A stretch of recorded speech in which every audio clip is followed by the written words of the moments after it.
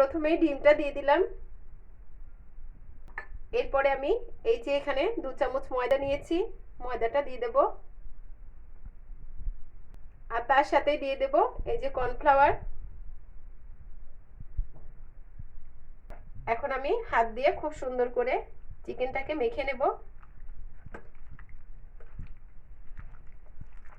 আর এর মধ্যে কিন্তু কোনো রকম জল ব্যবহার করার দরকার নেই, এমনিতেই কিন্তু এই চিকেনটা বেশ মাখো মাখো হয়ে যাবে। এই যে দেখুন খুব সুন্দর কিন্তু চিকেনটা মাখানো হয়ে গেছে। এখন আমি তেলের উপর ভেজে নেব। এই যে ঠিক এভাবে নিয়ে চিকেনগুলো একটা একটা করে ভেজে নিতে হবে। আর এই জালটা কিন্তু মিডিয়ামে রাখতে হবে, খুব বেশি জোরে জাল দিলে কিন্তু উপরটা পুড়ে যাবে।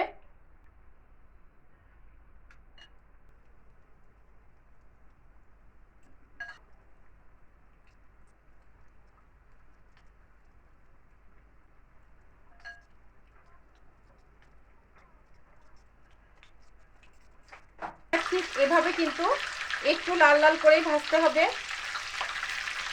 আমি এখন এই চিকেনগুলো তুলে রাখবো। এই যে সবগুলো চিকেনই কিন্তু আমি এভাবে ভেজে নিয়েছি।